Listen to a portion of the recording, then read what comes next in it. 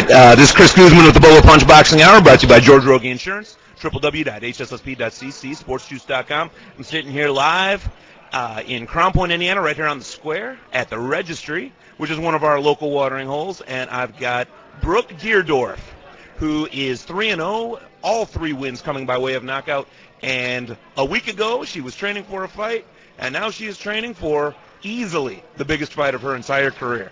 On, 5 days' notice, Brooke? Yeah, approximately 5 days ago. 5 days? I just found out it was finalized on Monday. Oh, okay. Well, we're going to build to that moment, actually. Let's talk about where you're from and how in the world did a girl pick up boxing gloves? That's a story everyone wants to hear. Well, I grew up in a small town called Somonauk. It's by Aurora, Illinois, about 30 miles west of Aurora. I actually I joined the military after high school. I was in the Army, and I waitressed at a club that had fights every week. And I became really good friends with the guy that ran the fight night. Basically, it was just anybody in there could get in and box just for fun, but it was just a blast to watch. And the guy was like, you should try it, you're being in the military, you should try it just to stay in shape, and, it's really fun. So I, tried it after I got out of the military. I went to a boxing gym and tried it in Aurora at Jesse Torres Boxing Gym in Aurora. And I loved it. I mean, once I did it, I just became hooked on it, and I really just started just doing it just to stay fit. But Jesse told me, he's like, I really think you have something. You should really try competing in the gloves, the golden gloves, and see how you do. So I had been training probably 3 weeks, and I went to the Open National Golden Gloves tournaments and took second place. Just that easy. Just that easy. Just falling out of bed. Yeah. I think I have a lot of natural abilities. I think I'm just so offensive in my fight style that it's very hard for anybody to defend me, because if you hit me, the harder you hit me, the more I'm coming. That's just how I am.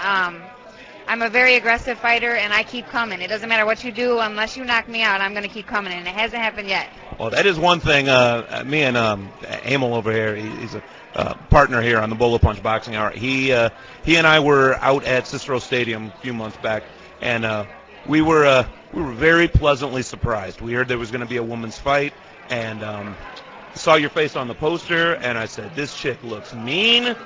I wouldn't look in her direction. She looks so mean. And she came on out. You came on out. It's the same person. That's pretty cool.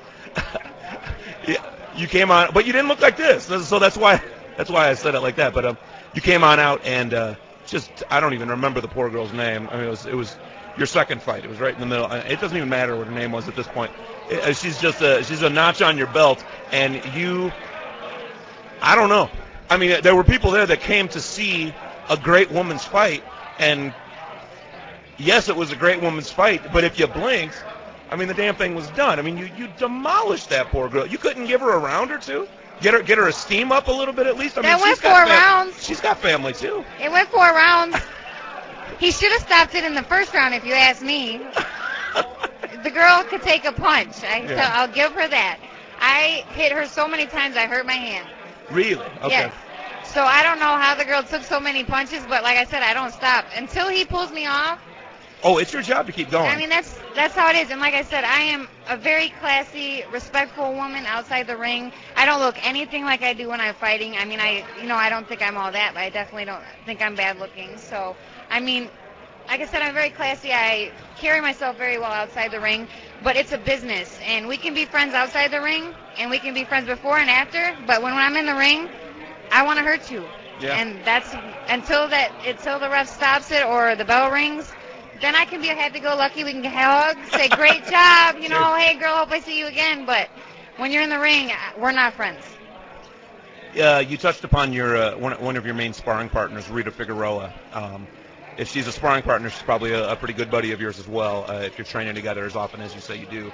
How hard did Rita take it when the rotator cuff blew on her and she was unable to fight what probably would have amounted to the biggest fight of her life? I think she took it as well as expected. She knows that she told me she had heard it one day when she was sparring, but just ignored it and sparred again the next day, and it just got worse and worse to where she couldn't even lift her arm. So she had no choice but to go to the doctor. And they said, she did tear it. She wanted, she's a fighter just like me, and she wants it. And she's like, I wish they could just, give me a shot so I don't feel it.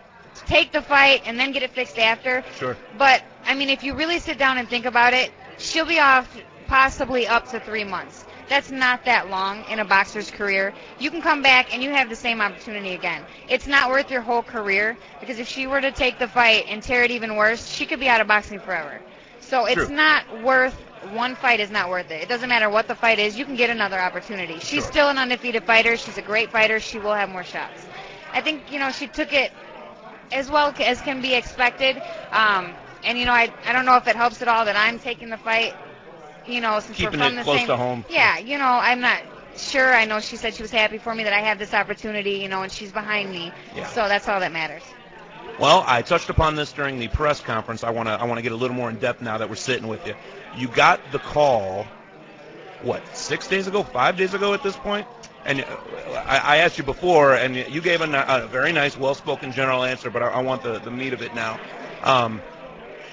Were you training for a fight, and what's it like getting that call? I mean, 3-0, 3 knockouts, and now you're going up against a world-renowned, a name. There's only, forgive me, there's only 8 or 9 female names that are worldwide known right now. And you're on your way to that, but it's going to take a little while. You've got Layla Ali, who's dancing with the stars all over the place like some fool. She needs to keep dancing. She seems to be a little afraid of actually putting the gloves on with Ann Wolf, who's been calling her out for a couple of years. Let me get your answer on that, and then I want to talk to you about the future of women's fighting. What was it like getting that call? Well, like I said, I got the call, I think it was last Thursday. Rita had sent me an email saying she wasn't fighting, so I called Sam, which is both of our mutual trainers, Sam Colonna, and I asked him what was going on, why wasn't, what happened, and of course he told me that she tore her rotator cuff, so she wouldn't be able to fight, and he asked me what I thought about taking the fight. This is a big step up for me. First of all, I normally fight at featherweight, which is 125. This fight is at 137. But like I said, the weight doesn't matter to me. I could care less what a girl fights. I fought girls that outweighed me by 20, 30 pounds in the amateurs because I couldn't get fights. So the weight doesn't matter to me.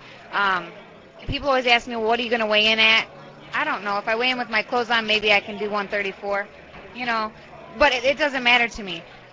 So like I said, it was a great opportunity to get the call. I was very excited when they gave me the call because, like I said, if you really look at it from my point of view, I'm 3-0 with 3 KOs. Yeah, I had a few amateur fights, but not the way she's making it sound like I had tremendous amount of amateur fights. No, I didn't. I had 15 amateur fights. I heard her say that, and then I heard you say 15. She said it at the other press conference too.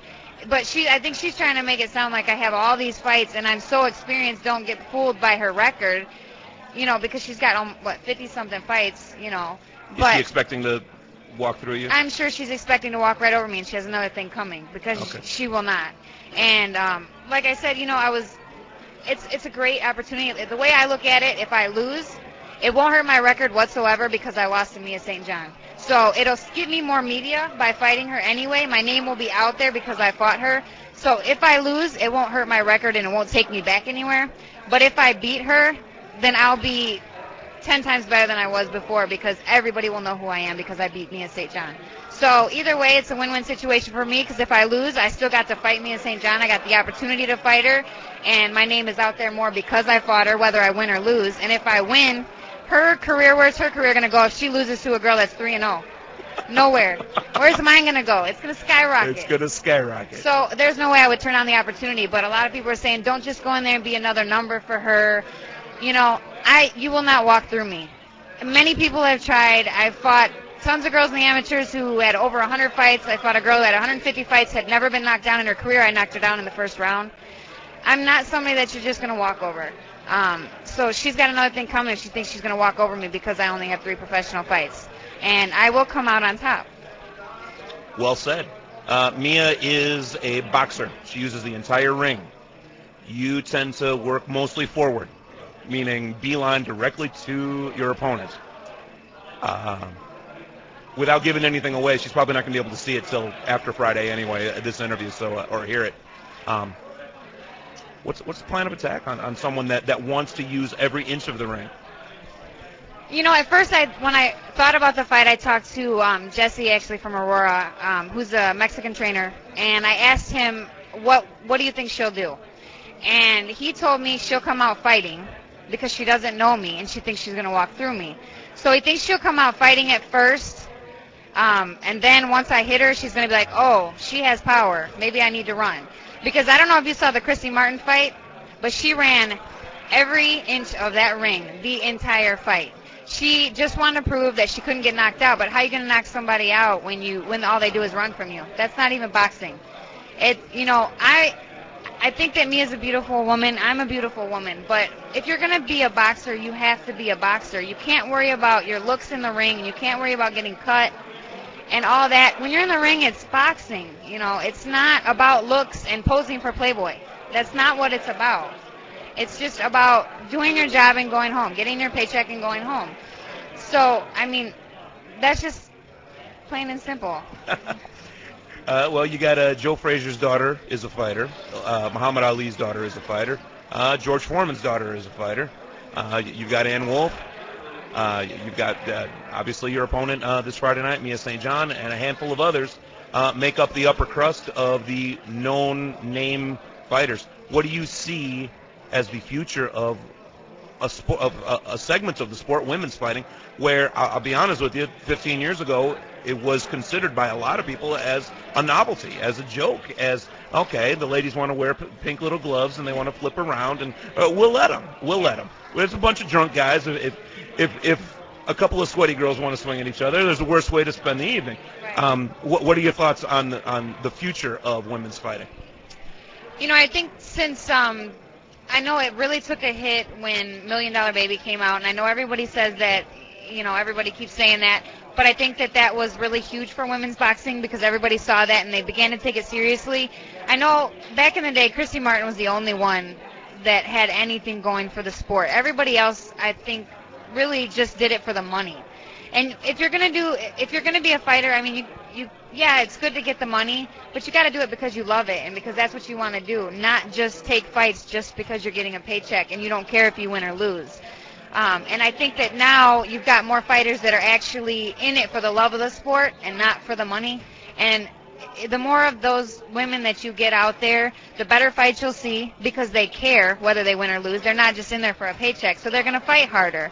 And I think that there's become a lot more women like that in the past 2-3 years. So I'm hoping that the sport continues to grow, and I think that it has grown tremendously. And hopefully, we'll never be as big as the guys, but as long as we can get the respect of the boxing fans. And I think when you watch I've seen so many women's fights on undercards that are 10 times better than the main event. Because you have two great fighters that are going all at it, and women's boxing is all action. You don't see that I'm not going to feel you out the first 2-3 rounds to see what you're going to do. It doesn't matter how many rounds it is. As soon as that bell rings, that's it. You're going, and that's how the women fight. And I think that's what intrigues a lot of people to watch it, is because it's always action in a female fight. You don't see that dancing around the ring. Well, you're going to see that from Mia because I saw that coming. That's what she does. Yeah. But that's just her style of fighting. She is a technical fighter, and yes, I think that she will run from me, and it may be hard for me to catch her because I don't have the experience she has. So I'm not as experienced on cutting off the ring and, defensive movements and stuff like that. But I'll go in, I'll take 3-4 shots to get one good one. So, that's just how I am. From someone who's not known for knocking people out. Right. She's got 18 KOs, but I think all of them were in the beginning of her career, and they were all TKOs. None of them were KOs. Why do women fights only last 2-minute rounds? Let me just throw that out there. I'm going to pretend that you know the answer to that. Open up the magic fortune cookie and tell me why. I wish I did know the answer to that. Because I train 3-minute rounds. I train 3-minute rounds with 30-second breaks. So. Oh, that's crazy. That's crazy. So I don't know why. I guess they think that they don't want to see the women get hurt or whatever. But I know there has been. I've actually read on the women's boxing website that there has been 1 or 2 fights that were 3-minute rounds. It was championship fights. And did they burst into flames? No, did they blow up or anything? It was great. And so I think we're on our way to going 3 minutes. Okay. Because I know they've had at least 3 or 4 championship fights that were 10 rounds, 3 minutes. I've read it on the women's boxing site. So I think we're on our way there. I don't know why they did that. I mean, I'm not going to say it's not kind of nice, because sometimes it's nice to have that extra minute off. But, I mean, you get less action and, Sure. a shorter fight. So, but I think we're on our way to the 3 minutes. Beautiful. Brooke Dierdorff, thank you for taking the time. You didn't have to let us bug you like this, but I appreciate you taking the time and talking to us here on Bullet Punch. We will see you Friday. Best of luck to you. Thank you very much. Beautiful.